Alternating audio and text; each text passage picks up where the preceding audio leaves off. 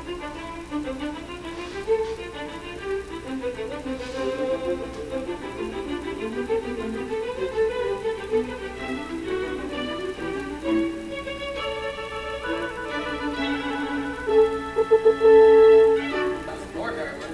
ain't? No, neither are these other guys. Then what are you?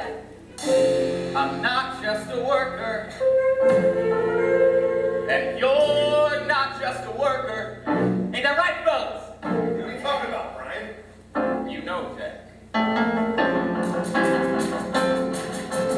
I got something, and you got something nobody else in the whole wide world got going for them. Except every other worker who's lucky to be right here in the land of the free. I'm an American worker. Yeah, right! Hey, that's what I'm talking about. So don't just stand there. Come on. Sing along. American worker. I'm an American worker. A worker who's proud to be on the job in the land of the free. Now we hear it said, we're not worth the wages we demand, and the union should disband. Yeah, we're all so weak and unskilled. We only manage to build the greatest nation on earth. American worker. I'm an American worker. A worker who's proud to be on the job in the land of the free. We're told to compare our pay with the workers overseas, so we'll accept a freeze. But management has ignored that those workers could never afford to live in the USA. Yeah, they're right. We can't compete with labor that's dirt cheap. But we earn our keep, 'cause we bring steel that doesn't bend or break. Beams that make skyscrapers rise, that don't come tumbling down, and bridges you can drive across and not dread you'll drown. We make steel tubes and pipes that carry oil and gas clear across the USA, and black like they're made of glass. And we make cold steel that is shaped into cars and trucks and trains, and all sorts of modern things that don't buckle under strains.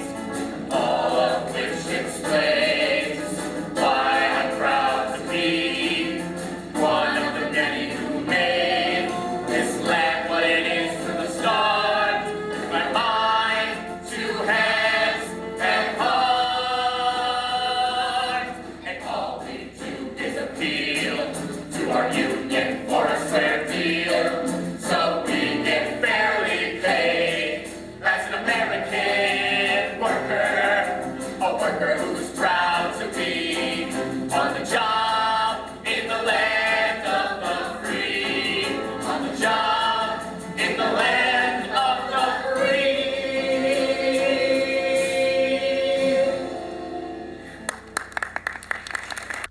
Welcome to the Public Voice Salon. We are an open dialogue on education, the arts, and social change. And today we're very happy to be broadcasting at Theater for the New City, one of my favorite theatrical venues in the world. It doesn't get any more avant-garde than this. This is, we're in the heart of the East Village, and this is where dramas that are very meaningful and politically relevant tend to happen here. Okay, there's a long history of this avant-garde theater in New York City, in particular downtown New York. So we are in the heart of it here. And there was a play that had its last performance today called An American Worker.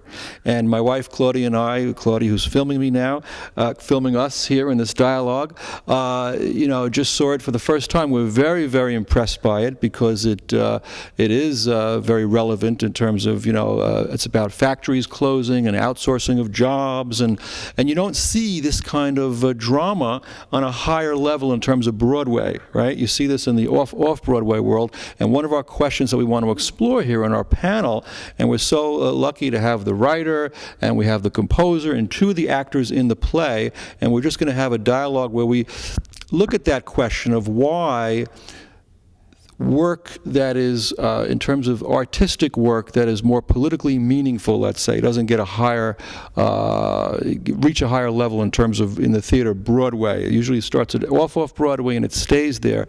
Why can't it go further? And also, we're going to talk about the artistic process in general for all of us and what makes that work and what has inspired our own creativity.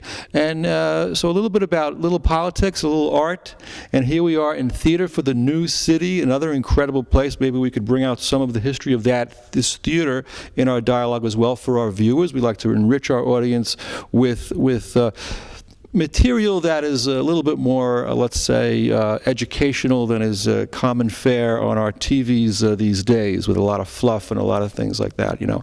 Although I do like certain programs like Charlie Rose and Bill Moyers. That's good stuff, good stuff. But we want to just go a little bit deeper in aesthetics here, you know. John Dewey was one of my heroes. He was an educational philosopher, and he said, the aesthetic is the opposite of the anesthetic. So the anesthetic is what puts us to sleep, right? And we see a lot of that in our society today. And let me tell you, I was not asleep during this play at all. I was wide awake because it was so amazing. It made me think of a Billy Joel song, actually. There was a Billy Joel song called Allentown, right, about the closing of the factories in Pennsylvania. I thought about that. So anyway, I've said enough to open up the dialogue. I'm going to pass the microphone over to Tom. I don't have all the last names down because we just met her at the last minute. This was one of our ideas, was to put the show together. My wife and I were very spontaneous with this, and we went online and we say, what's happening in the city this weekend that's interesting? We found this play. I called up Tom, the writer. He said, yeah, let's do it. Come on over.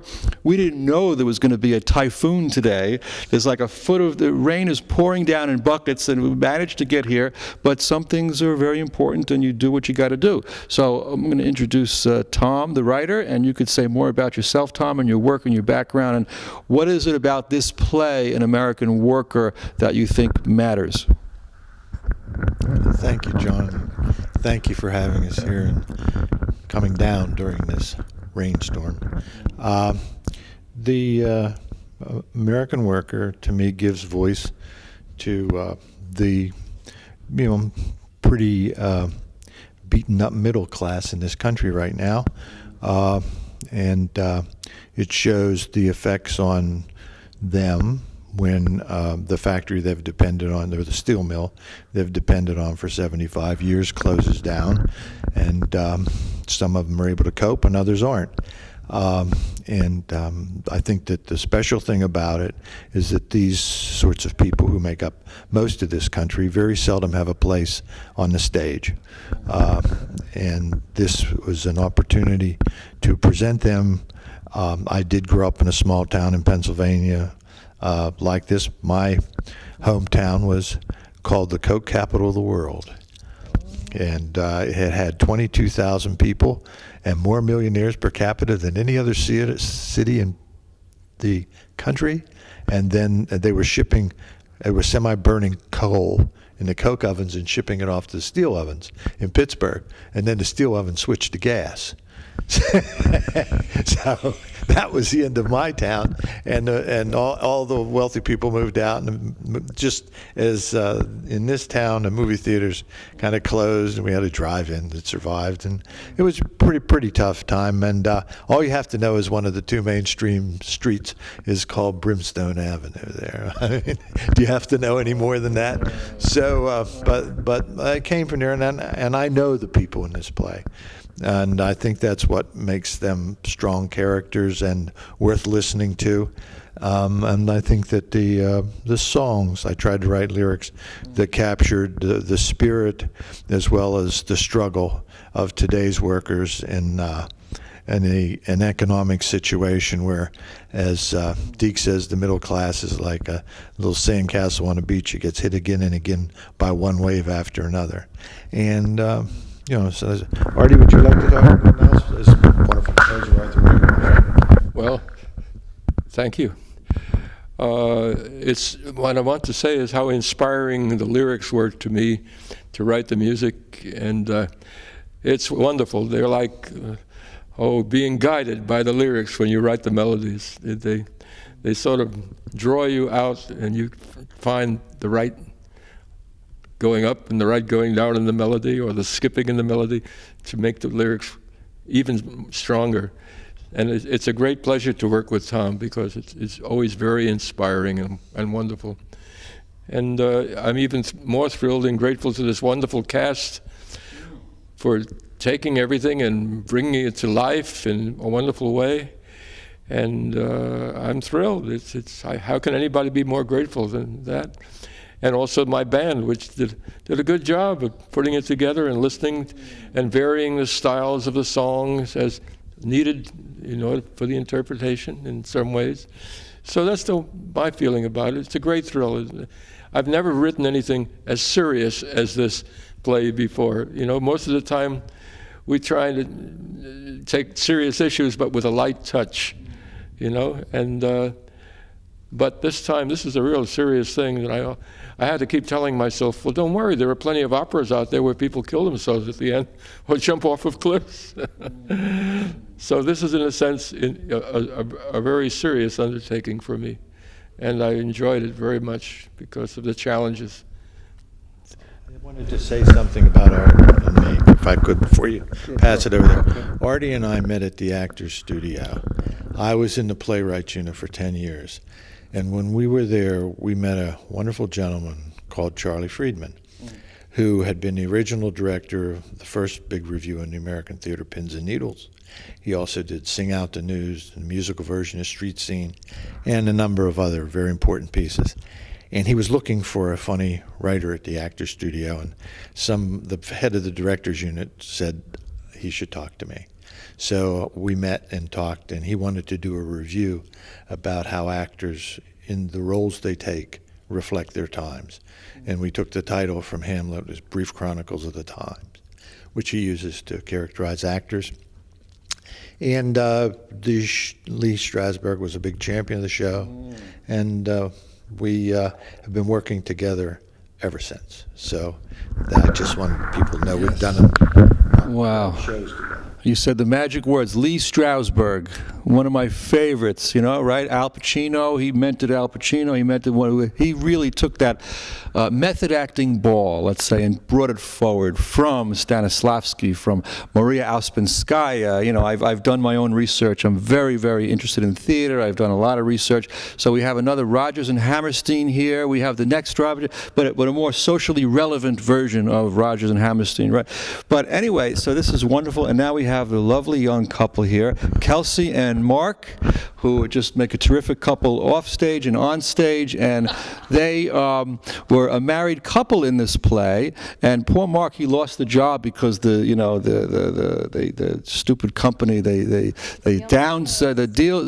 downsized the workers and they outsourced the labor, which has happened in real life. This is a play based on real events. It's an historical play, and his wife tried to keep him sane, keep him together. He was getting into drugs, he was popping pills, and this kind of thing that really did happen. And it's interesting, the effects between psychology and everyday life and what happens in the economy and the political situation. People get depressed. America may be a very depressed country, and when you get out there into Detroit and you get out there into the Midwest and the heartland, where there used to be jobs and now people don't have a sense of purpose.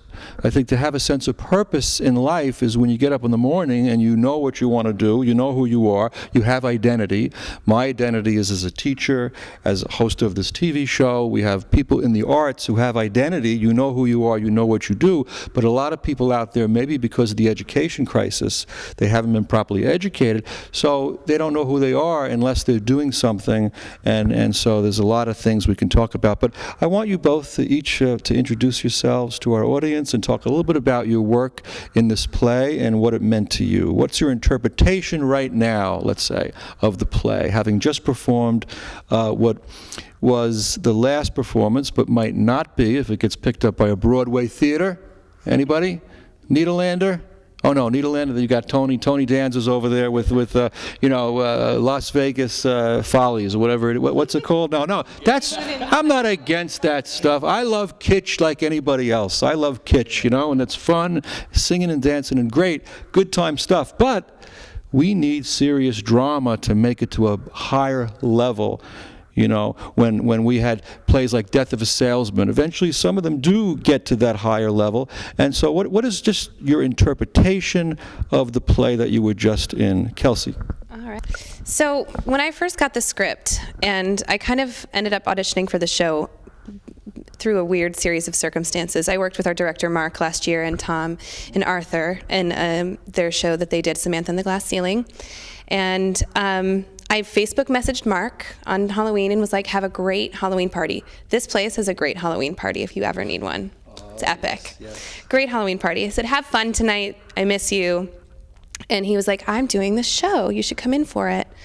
And I was like, absolutely. And I got the script and I read the 2 scenes and I was like, oh, it's a musical, but there's some serious stuff happening. And when I got the part and read the whole thing, and I was just like, oh, so this is literally marrying a very serious dramatic part with a musical. And you don't find that. You really don't. Like if you're signing up to do a musical, you're signing up to smile and sing and dance and kick your face and do pirouettes, and it's awesome. And I love doing that. But I have never had the experience of being able to really delve into the trials and tribulations of somebody who is struggling to hold their life together, but also singing through it. And I think song really takes us to that next level of being able to dig into what is going on underneath the surface, because we build to this place, like, we have evolved to love music. We have all come together through history over music and song and dance, and it's a very tribal experience. But when you get to that emotional level that you just have to sing, you don't get to do that when you're in such a serious place. And Deb she goes there. And that's what I loved about working on that character, is that she goes there. And even and as a woman, you don't find parts written like that. We don't find parts where, it's okay for her to get angry and express it. So it was just a treat. It was such a treat, and I'm so grateful to have worked on it. Wow, I know you're going places, and when you win your first Tony and when you win your first Academy Award, don't forget us little people down here, because this is the kind of star, this is the kind of actress that we need to see, I think, at a higher level, like a Jane Fonda. When we had Jane Fonda, who was really doing very socially relevant things and out there in the public space. And Meryl Streep, we have someone like that. So there's room for that out there, and you're definitely in that league from what you just said, okay? Now we're going to introduce your theatrical hubby, Mark, and what was it like getting laid off, Mark, like that? I mean, that came out of nowhere, right? Oh, yeah. It's kind of the dramatic convention is how quick it happens to the town, but I think that it's not so far removed from what kind of happened to my stepfather. We lived down close to St. Louis, and he worked at General Electric for about 15 years, and then, of course, I was young, so they took their time telling me, but he knew in about 18 months that they were moving that plant down to Mexico. So it is something that happens, but I think just in reference to the show as a vehicle for social change, opposed by kitsch and stuff like that. I think it's very. There have been some great socially conscious musicals, there's been the Cradle Will Rock, and there's been tons and tons of great work, and yes, an Enemy of the People things. But once you add that music, it becomes a very interesting vehicle.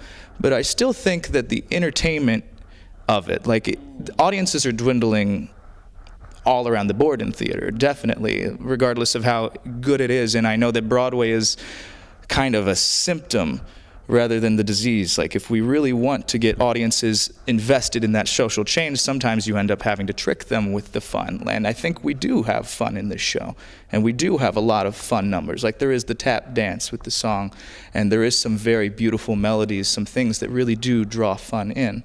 And I think that not so much that it would be a mistake to discount it for its fun, but I think that socially relevant things have proven that they can, at the same time, draw audiences. We just need to find out that, now we're in an era where we fulfill that part of ourselves, the public forum. We get that, audiences get that done in YouTube comments. They get that done online. They get that done watching the movies. They do their comments and they feel like they've made their difference. And so they don't feel the need to go out to a public forum like the theater used to be and still can be. Very well spoken, very, very intelligent comment. A thought crossed my mind during this play that I think that all of the Republican candidates for president this year should have to see this play. They should have to see this play, and in particular, Mitt Romney. I think they should comp him a ticket. He should be in the front row taking notes. Taking notes. Why? Why do I say that? I say that because here's a guy who, when he was a businessman, was responsible for a lot of outsourcing. Okay, so I say that in jest, and maybe a few Democrats too should, but we're not going to name names. But anyway, this is a political play, right? And we have, for example, Elizabeth Warren, who's coming from a more progressive candidacy on the left, and she says she's not going to run, but people still hope that she will run. Who is addressing the issues of the poor and the middle class when politics is now being controlled by big money, by the billionaires who want to make even more money? I always like to say, how many yachts is enough? How many yachts is enough? We have such a huge divide of wealth in our country, but art can make us socially conscious. When you talked about that, Mark, for some reason, I thought of the movie Dr. Strangelove, which was a funny, crazy movie, kitschy, and yet it made a very serious comment about the nuclear situation and how we're on this hair trigger, and I think it woke a lot of people up. So I think works like this, plays like this, films like this definitely have a place. And the next go-around, I want to talk about where we are and a little bit about avant-garde theater and theater for the new city. If you have any thoughts or comments on that. One of the things I'd like to start us off is that Judson Church is a place that has been very, very transformative for me. And I read in the bio about doing research on Theater for the New City that there was a connection with Judson Church as well, and that this whole downtown New York area, people like Judy Molina, who founded the Living Theater, she was a guest on our program, and she, talk about being outsourced, she lost her theater on the Lower East Side because they couldn't pay the rent, and Al Pacino was giving her money, Yoko Ono was trying to keep her going there, but it got to be too much, and now she's in a retirement home for actors. She does not want to be there. She had a play in public this past last year, and it was in Tompkins Square Park, and I was proud to be in the play.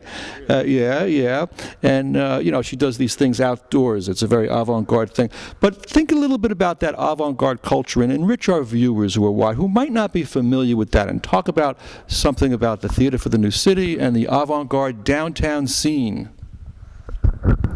Thank you, John. Theater for the New City has a very interesting past and a unique and invaluable present.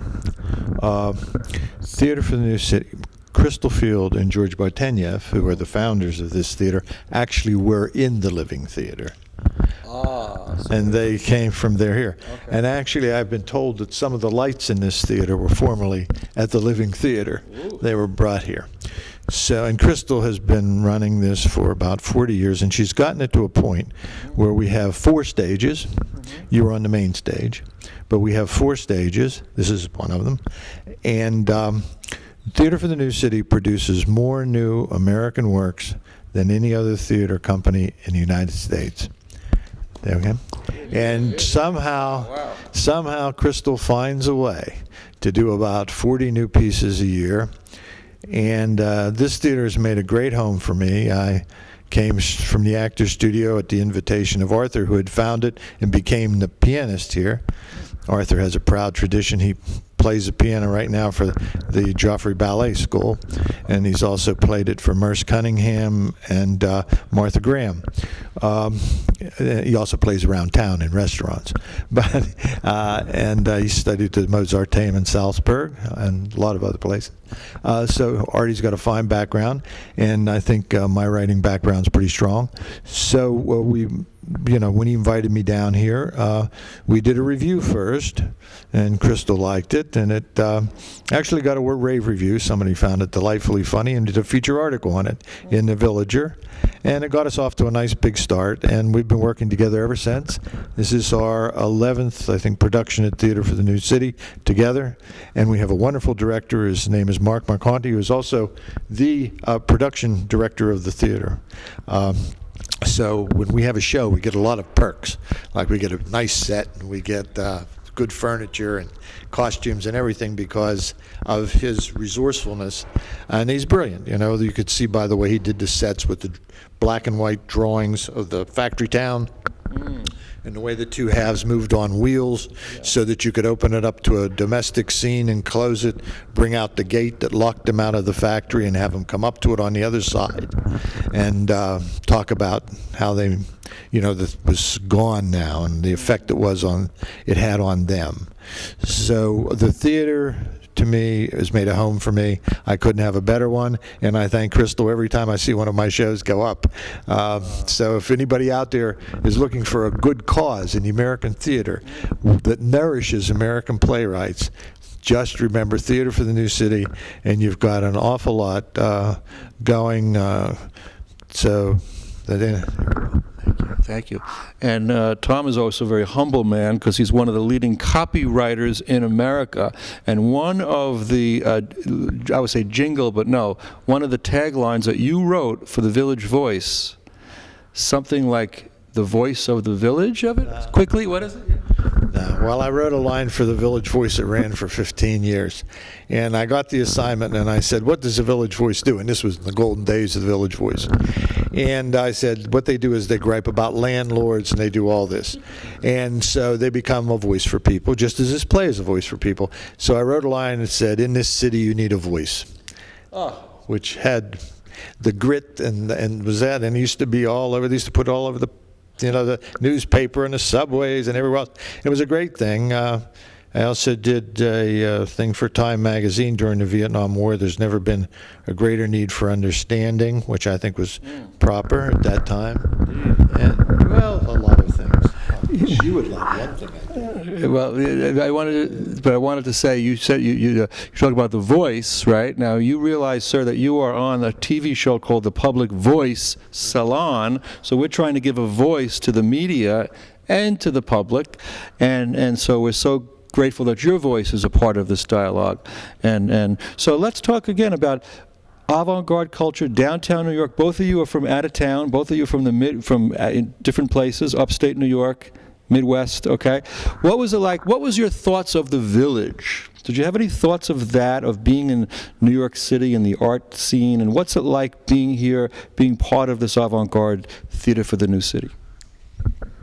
I've been in New York for about 5 years now, and when I found Theater for the New City last year, I walked in and I was like, I came home. Like, this is, everyone that is involved with this theater is just so passionate about what they do and so clear and strong in their voice that you can't help but just stand in awe of what happens in this theater. I tell all my friends, I'm like, it is the gem. It is like the diamond of downtown, and it just truly has always felt like a home. So I'm grateful for it. And Mark, what are your thoughts about being in the avant-garde capital of the world? Well, I'm glad someone told me, because I didn't know. I always knew that this is something really, really special, but I've only been in New York for about a year and I think 4 months, about 5 days ago, and I'm up in the Heights right now, but this city is really something to see. I mean, I came down here, I did a cameo as Bob Dylan for a little thing they were doing, Folk City, over in the other theater over there, and the first time I saw it, it was an amazing space, but then as I started to learn from my friend Zach about exactly what they did and everything they did and the things that they afford new works, I think it's a very special thing. I don't, in regards to it being avant-garde, I think this is a very necessary thing, and I guess I think I'm just glad it's here. Really, it's afforded a lot, and it's really I really never know the social consequences of a work I'm doing when I'm in a show. I just feel like the mailman that's able to bring like such beautiful things to life. But so it's a very, very humbling thing to see the effect that it does have on audiences and hear them talk about it when you leave. Like, oh, this made me think about this. Or I did a play a year ago that they said, oh, that was better than CNN, and it's stuff like that. It's like you can make avant-garde cool, but not just because it's avant-garde, but because it has something to give. And I think they do it better here than any place in my very short time I've seen so far. I think it's also good to think about how the arts can name problems in the world, right? Through the naming, through the articulation, through the representation, aesthetically, whether it's in a novel or whether it's in a poem or a song or a play. You know, I try to teach in that kind of way. But then once the problems are named, then you have to, people can be aroused. They can be aroused to action. They can be aroused to wide awakeness.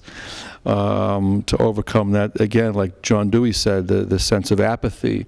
There's so much apathy in our country today. And if you look at the media and you look at, you know, 10,000 channels and nothing on as you channel surf and try to find something meaningful, and then you look at Broadway, which, again, you know, we can critique it. It has some good points, as we pointed out, but it's the off Broadway where theater seems to be more alive in terms of the everyday issues that affect people's lives, not trying to distract us from our problems, but maybe leading toward a solution of those problems.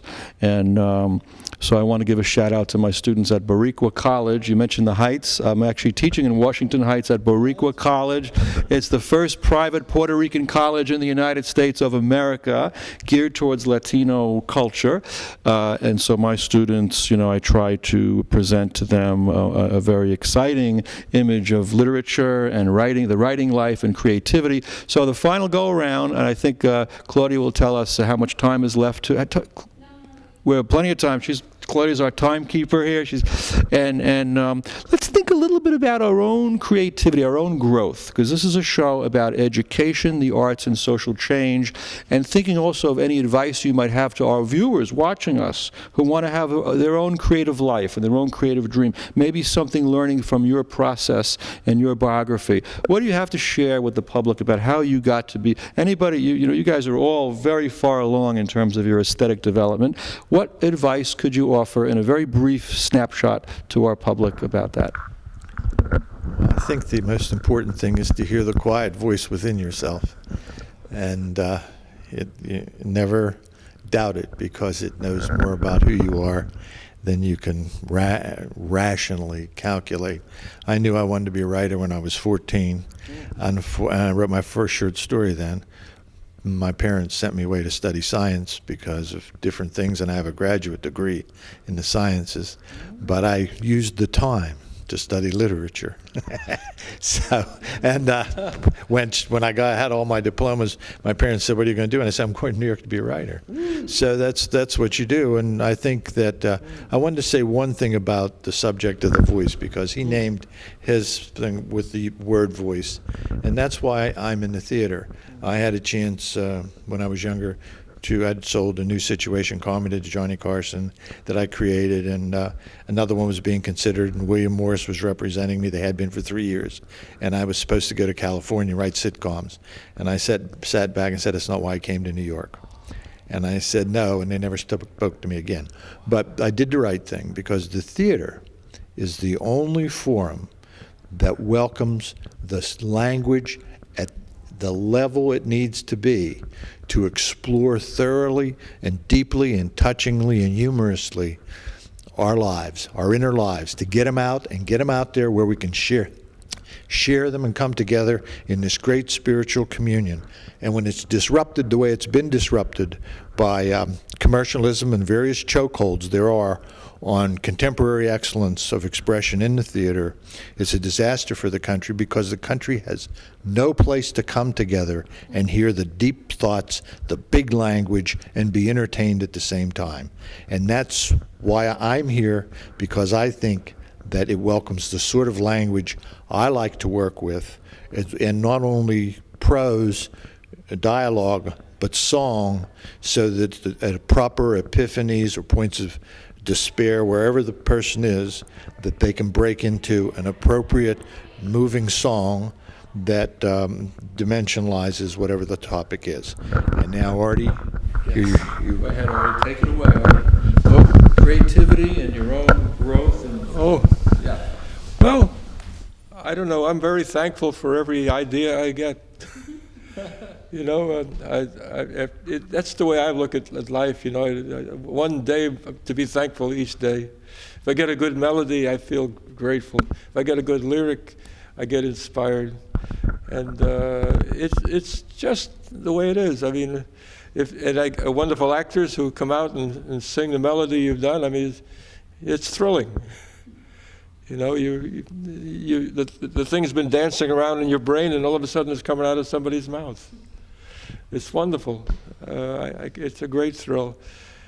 And insofar as, you know, all the social relevance to, I feel strongly about that too. I had, for a good deal of my life, I taught school. I was a teacher in junior high school in Brooklyn, in Bed-Stuy, and not an easy job, but the end of my career there was in a school where we had a lot of gifted kids, and I often had wonderful students, and I would write plays for them, you know, which I found to be a wonderful thing. The students were a great inspiration for me and helped me along in what I did for them. So, yeah, no, I understand, and I just want to thank you, you know, to be able to express myself about this a little bit, you know, and I also, the other thing that in terms of music, I feel very much in touch with the great traditions of the great classics. You know, when I write a song, I think of Schubert, and sometimes, you know, and he wrote such beautiful songs, or if I write an accompaniment to a song, sometimes I think of Haydn or Schubert and the way they paint pictures with the words, you know, of the song in the melody. The melody can paint a picture. In some of the songs I had here, like that big duet, Why Can't You Be Like the Guy I Met the First Time, you know, I had little figures in the melody that indicated the turmoil going on inside of the mind of the actors, you know, and like that, you know, which was the and then during the rehearsal, things began to change a little bit as they worked on it. It turned out, at first I had written it into the left hand of the piano, like a little bit influenced by Schubert, you know, like the Erlkönig, the famous song. And but then I found, why not give it to the saxophone? And so they're underscoring the words with certain things that made painted pictures of the words, you see, which was a great real pleasure, because I knew I was in the mainstream of the great classics of the past. And that's the way I work and I feel. Just like a good conversation, right? You have different elements, you have different instruments who come together in rhythms, and we're having a dialogue here, and we thank you for those enriching comments.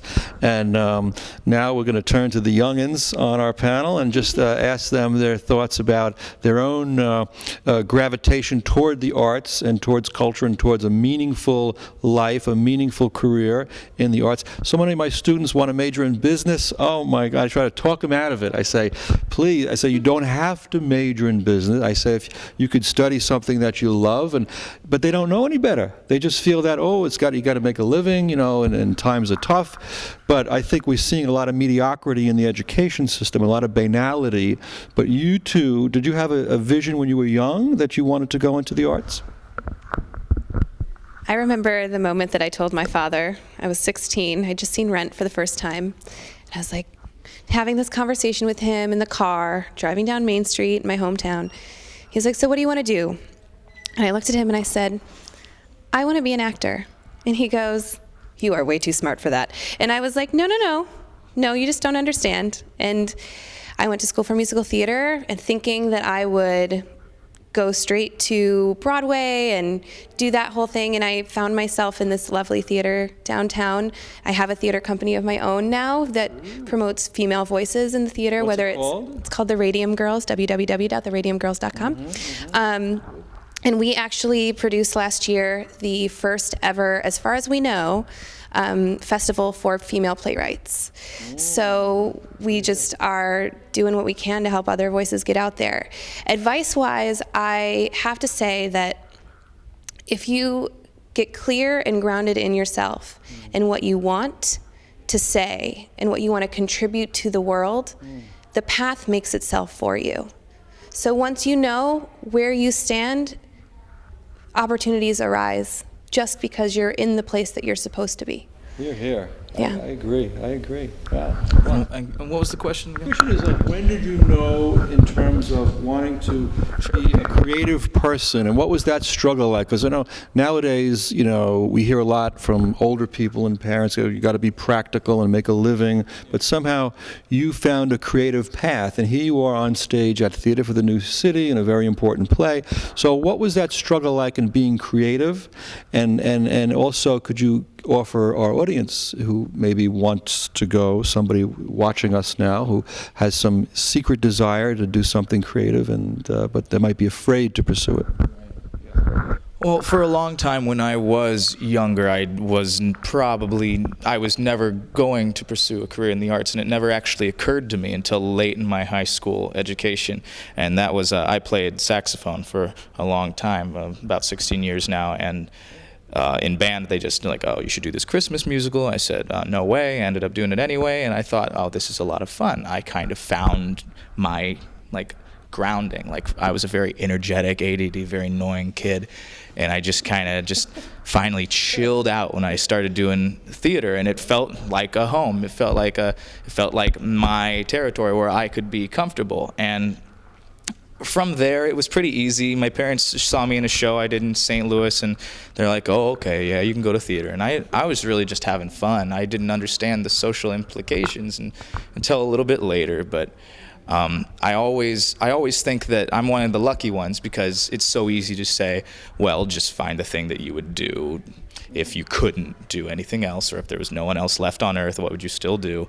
And I know it's really easy to say that, but I know there's a lot of people that still look and will never really be able to look. But I am of the mind that there is always something that you can do that no one else can, and to not do that for the world is not only an injustice to yourself, but a disservice to the world and to everyone else around it.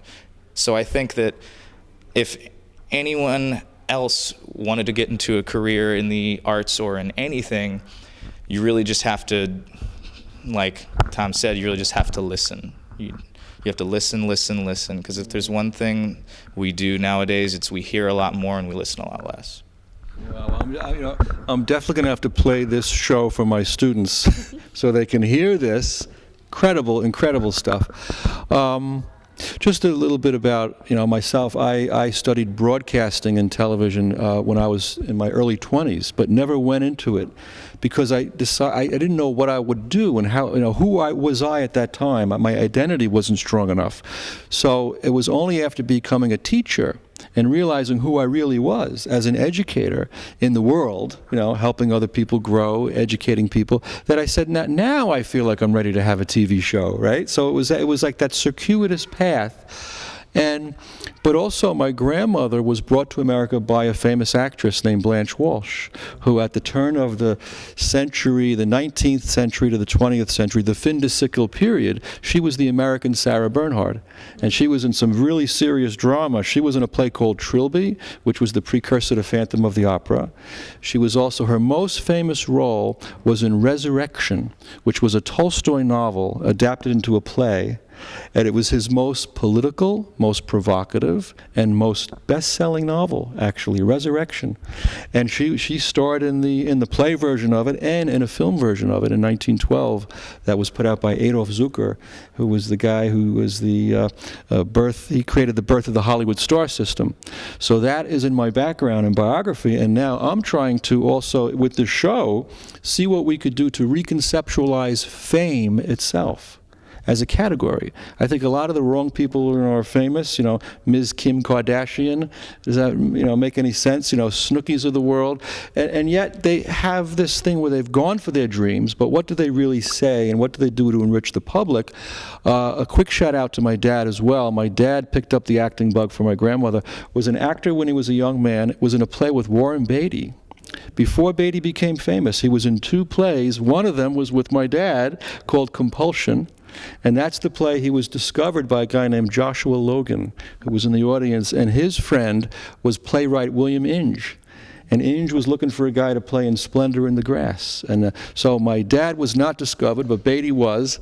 But my dad went on. He was in the K Mutiny Court Martial, too. He did very well in that. And the director of that play was a guy named Chester Morris, who wanted my dad to come on the road with the play, but he had just gotten married, kind of like you young couple in the play, and he wanted to do the right thing as a married husband, so he gave that up. But he became an activist in his 30s. So he went from actor to activism. And to me, those 2 categories are very interesting. And to bring it back to education, there's a word in education philosophy called agency. To have a sense of agency means to be an actor in your own life, to not be afraid to express who you are, to be able to move through the world, to be able to make choices and act on those choices, and to not feel stuck and submerged in this routine, in this ordinary grind of life, which seems to be crushing to so many people. So I think we're almost out of time. Claudia, how much time do we have left here? Oh, we have 15 minutes. That's beautiful. Thank God. We all have 15 minutes of fame, extra of fame, okay? Extra fame. So let's use that time to be reflective here. To be reflective. As an educator, I always like to say at the end of a class, what did we learn here today? And going forward, how can we sum up, what message do you have for the public about this play, this important play, okay? In terms of the politics, in terms of the art, an American worker, and a little bit about what you may have learned on this panel as well. And anybody who wants to go can go. Okay, I will.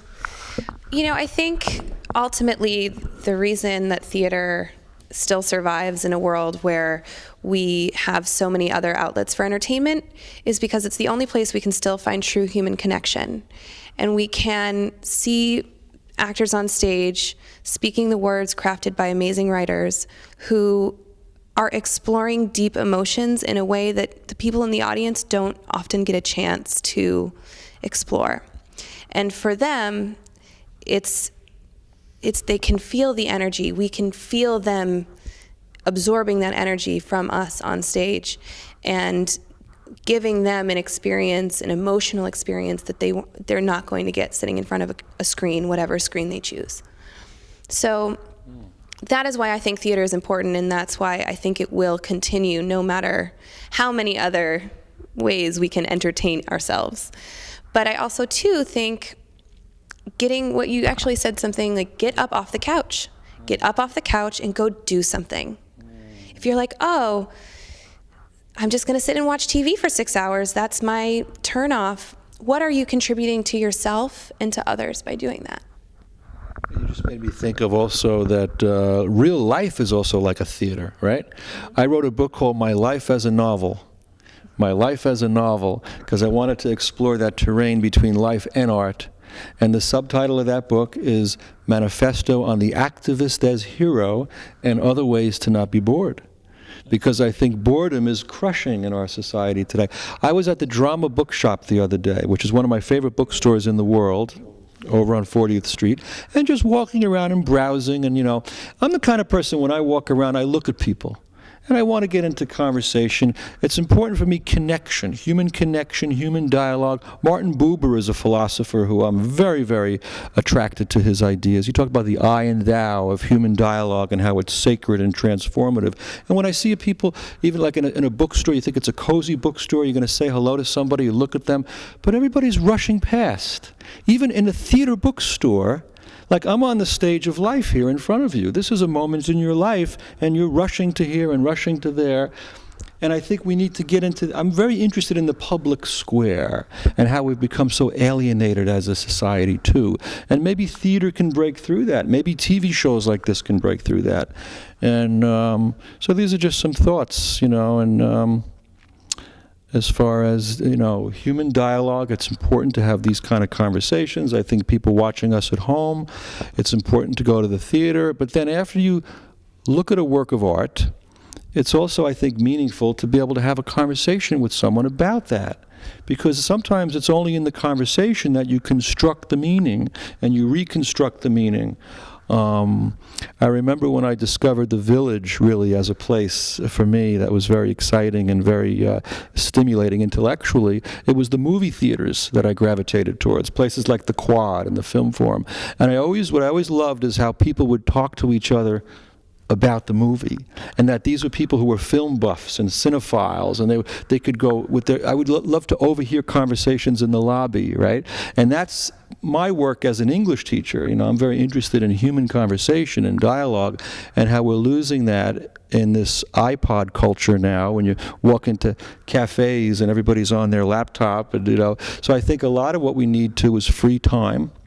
I did run for president in 2012, and part of my platform was, it was very union-friendly, by the way. Yeah, I declared my candidacy, and I walked around the Village and in New York, and I handed out flyers, and part of my platform was a 25-hour work week.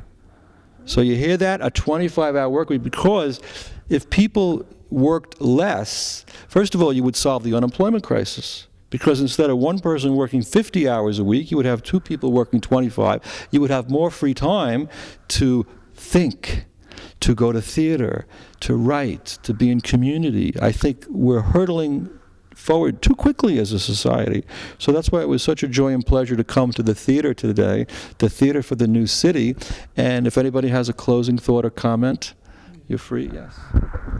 Yeah, I think the most important word to keep in mind is self-determination. You can self-determine your life no matter how hard the current comes at you, and you just keep swimming, because some salmon get up the river and some don't. And the harder you swim and the longer you swim, the further you get, even if you break your nose on a rock. So you just keep going. And it's a pleasure to have been invited to share your show with you. And I commend you for your interest in Theater for the New City and for the forum to which we have dedicated our lives, because we believe it matters and offers the opportunity to give voice to things that matter, that would be totally out of place in most of the forums in which we come together today. No, I love the Theater for the New City. It's like a big family, and it supports you, and it's a great place to stretch your imagination. It's a great place, and very thankful to be here. And hope we can go on and write more works. Okay. We got to get Charlie Rose down here now. You see, you got Charlie. I saw Charlie Rose. He was the Elephant Man. He was on the stage with Bradley Cooper, and he had the background there. And that's more of a relevant type of a play, But I don't know. I haven't seen Charlie yet take on the downtown avant-garde scene, but doesn't mean he won't. Maybe he'll see the show, and maybe it'll give him an idea. We all distinguish ourselves by the subject matter we choose. Okay. Choices. We make choices in life. Okay, Charlie? Okay. Thank you for coming down and experiencing this amazing show. And thank you guys so much for writing it. Such a pleasure to be involved. I think just in regards of coming down, thank you very much. And I think in terms of the theater, and it's easy to think of something, the hot word being important. If it's important, that means it's worthwhile. But I think we found a great mixture here where it doesn't have to just, important shouldn't be the thing that brings them to the theater. And I think a lot of people that came and saw this show came because it was important, but also because it was entertaining, because real life is and real problems are still entertaining. And we'll keep continuing to do that here and all around the city in one of the greatest theater capitals of the world. Well, I saw Claudia nodding her head and smiling a lot during this, so I think a lot of good things were said. I hope she was nodding her head and smiling while I was speaking too. But my darling wife, Claudia, I want to thank her and for her love and support, which if she didn't believe in me and the show, it wouldn't exist. And I want to thank you all for watching it, and keep supporting theater and arts, and keep talking about it. Set aside your fears.